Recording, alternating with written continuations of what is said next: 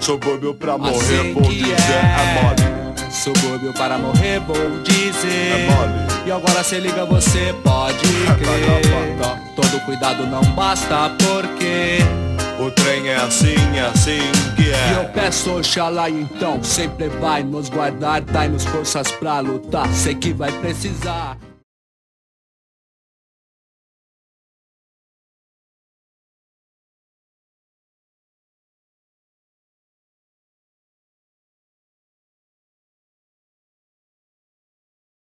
Foi muito bom. O cemitério aqui foi inaugurado em março de 1971, porém foi muito bom aqui para a comunidade. Por quê? Porque antes dessa data, o povo que morava aqui no bairro, quando vinha falecer, o lugar mais perto para sepultar era em Caieiras. Aí depois que inaugurou esse cemitério aqui, foi muito bom aqui para a comunidade, né? E para todo mundo também que não morasse aqui, porque nas imediações, Jaraguá, Pirituba, Cachoeirinha, toda essa área, né? Então foi muito interessante, favoreceu muito a comunidade. A população de Perus reivindicava um novo cemitério. Esse novo cemitério foi criado pela prefeitura e era para enterrar indigentes, assim, no lugar do Vila Formosa, que também enterra indigentes na Zona Leste. Mas este, segundo declaração naquela época, a declaração deles é de que nesse novo cemitério é porque era mais perto do Instituto Médico Legal do que Vila Formosa. Tinham a necessidade de ter um cemitério bem afastado, escondido, para sepultar aqueles jovens militantes que tinham sido descobertos, caçados, torturados e mortos, né? Eles tinham que ter um cemitério para enterrar. Não poderia sepultar numa linha de centro, porque era facilmente descoberto. A intenção está bem clara, esclarecida na CPI da Câmara, que eu fui várias vezes depurar, na Comissão da Verdade, na Assembleia. E então está bem claro que a intenção era ocultar esses corpos, esses cadáveres que vieram para cá na época que eles foram pegos como indigentes.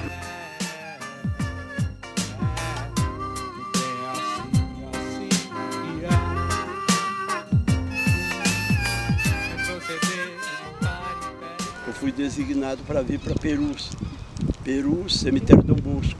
Eu não tinha ideia de onde fosse, onde ficasse.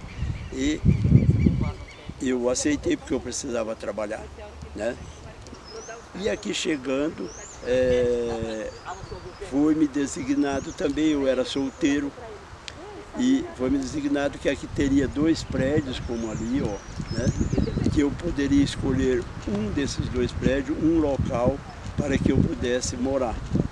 Então eu percebi que nos livros de registro de familiares, que o cemitério ele é para os familiares e para os indigentes.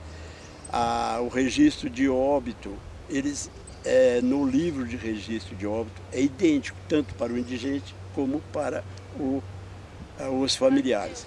Só que no atestado de óbito, é claro, tem divergências do indigente para o familiar.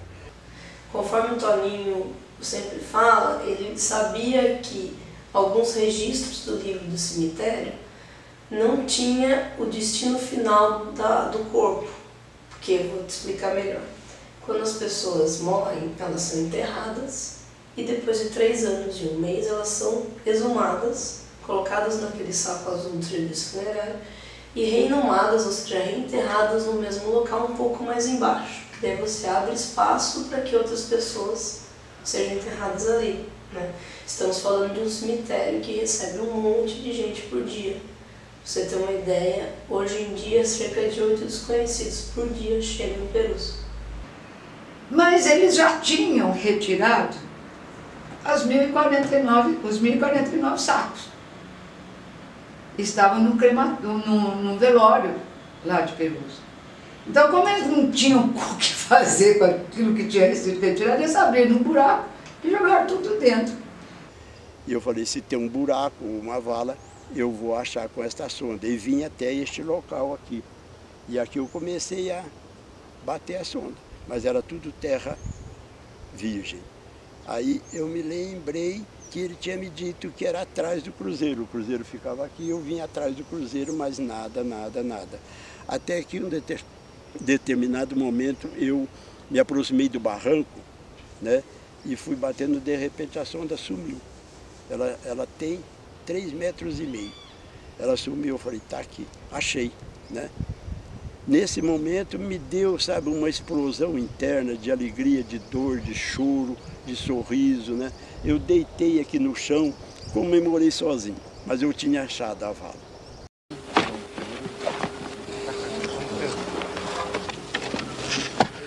Estes funcionários do cemitério de Perus, a quilômetros de São Paulo, estão começando a desvendar um grande mistério. Nesta área clandestina estão os restos mortos de algumas pessoas procuradas por seus parentes há quase 20 anos. Foram misturados aqui com centenas de indigentes. Até hoje, este cemitério foi uma espécie de esconderijo perfeito, um marco silencioso de um capítulo trágico da história brasileira. Muita dó, porque eu me ponho no lugar das famílias, das esposas, dos filhos dos presos políticos, dos desaparecidos da época, né? Então você leu, quem leu o livro, sabe, fica com dó da situação, mas ficou só na história, só num registro. Levei ao conhecimento da minha chefia maior, porque o meu cargo era subalterno, a diretoria, a superintendência. O que me foi dito que não era para mim mexer nisso daí, não era para mim falar nada disso, porque isso daí não fazia parte do meu cargo, que era para mim não responder nada, não filmar nada, não dar entrevista, não dizer nada. Por quê? Eles nunca explicaram para nós por quê. Nunca. Nós não conseguimos a explicação do porquê. Nós deduzimos.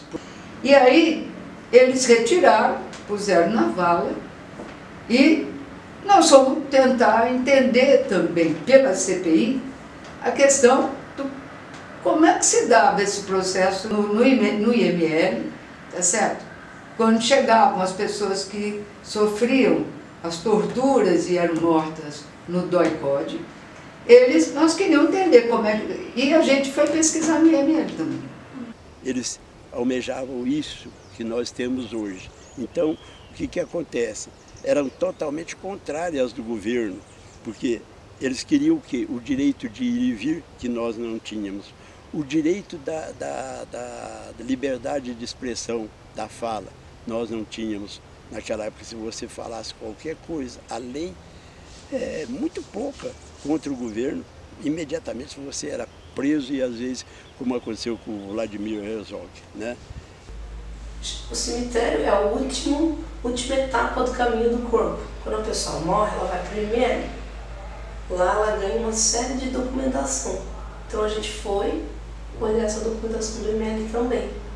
Um documento que foi descoberto no Arquivo Histórico Nacional, um documento confidencial que foi descoberto lá na época da Comissão Nacional da Verdade, chamado sobre o Sistema de Segurança Interna, em 1970. O governo militar resolve construir um esquema de controle nacional. Então eles fazem uma articulação do governo federal, passando pelo estadual até o municipal. E todos eles se subordinaram ao governo federal. Eles fazem esse esquema. E uma das pontas desse esquema era o Instituto Médico Legal. Estamos falando de um cemitério que recebe um monte de gente por dia. Pra você ter uma ideia, hoje em dia cerca de 8 desconhecidos por dia chegam em Perus. Então é muita gente, né? Você tem que ter espaço. E aqui, como até hoje, recebe os indigentes. Naquela época poderia ser um pouco mais, porque hoje a indigência, infelizmente, na capital de São Paulo continua muito acentuada e bem desleixada.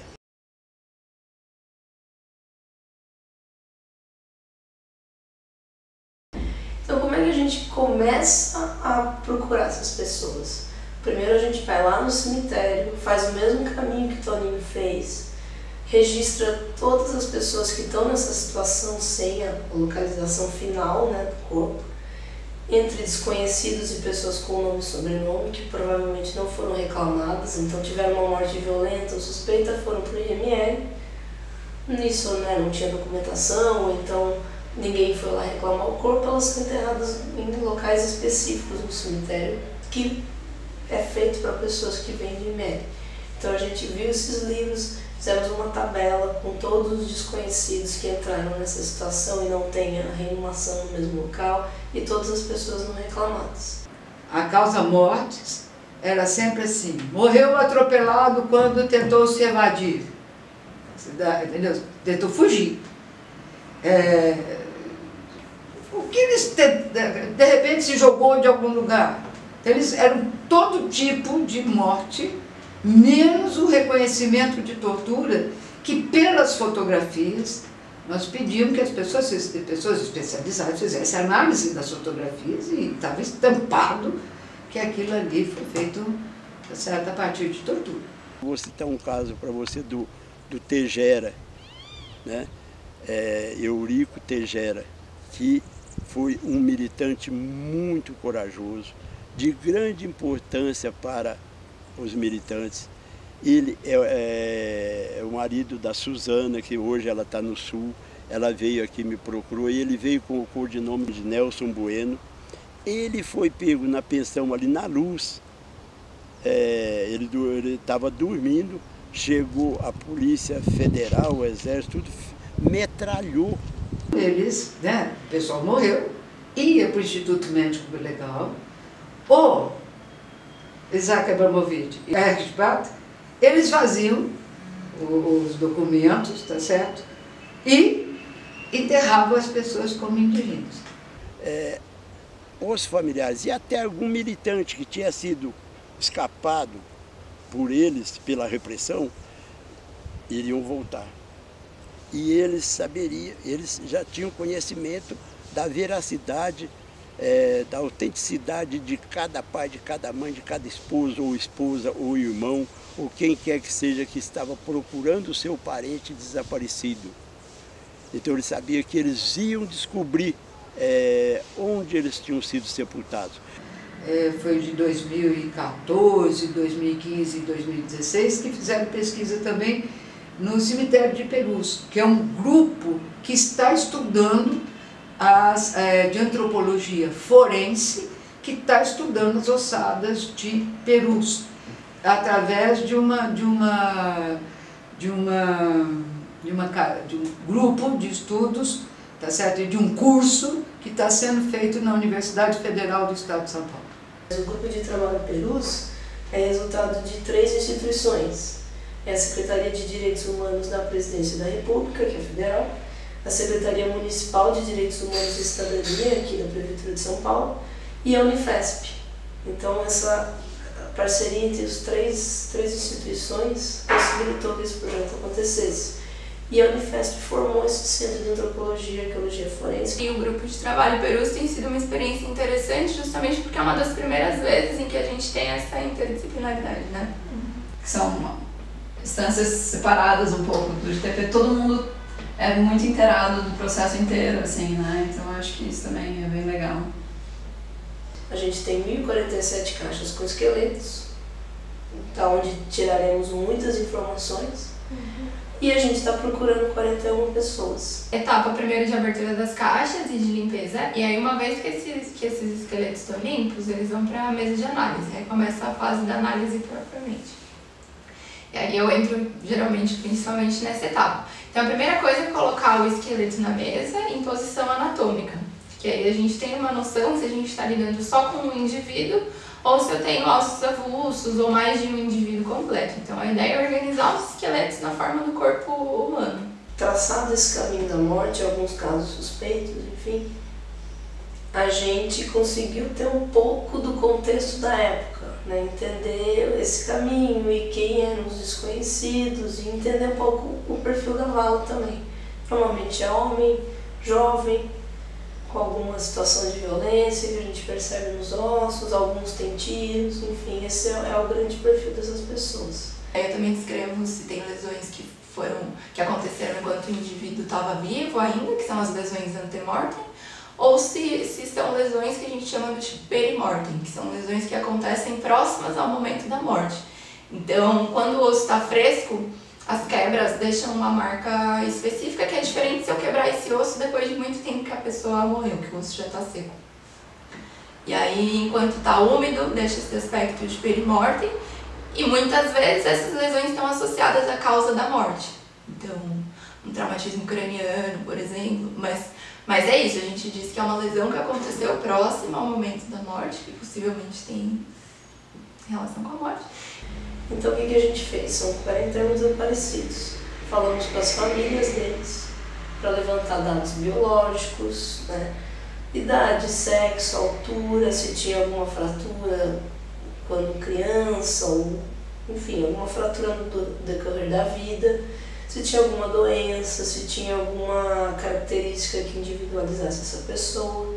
E além dessas características físicas, a gente também procurava entender como essa pessoa era, como foi a militância dela, quais eram as ideias, o que ela gostava de fazer. Enfim, tentar materializar essa pessoa que já foi desaparecida, né? E contra essa coisa de sumir com alguém. Então a gente trazia a memória dessa pessoa de volta. Então na sala de genética eu tiro materiais dessa ossada, principalmente de osso longo, que é o fêmur, e de dente. Então esse material ele é cortado, um fragmento pequeno, geralmente uns 10 centímetros do fêmur e 1 ou 2 dentes. E aí um material vai e o outro fica aqui como contraprova, né? Então vai um dente e o outro fica aqui, vai um pedaço do fêmur e o outro fica aqui. Que é a nossa segurança de que se acontecer alguma coisa no percurso, enfim, a gente tem a contraprova aqui. E aí esse material ele é levado até a Bósnia, né? Uma organização que já trabalha com essa questão de violação de direitos humanos e tudo mais. E lá eles vão extrair o DNA e fazer o perfil genético dessa ossada para comparar com os familiares que doaram sangue, né, dos desaparecidos. E a partir daí a gente tem ou não uma compatibilidade, né, que a gente chama de match. Então se a ossada é compatível com o DNA de um familiar, quer dizer que temos uma identificação, né? A Vala de Perus não é um evento fechado. Você tem 1047 caixas com 1000 e tantas pessoas que você não sabe, você até sabe quem são pela documentação, algumas os desconhecidos. Então você não tem uma lista de 1047 pessoas para comparar com 1047, não é a mesma coisa. Quem pode estar ali? Deixa eu pegar.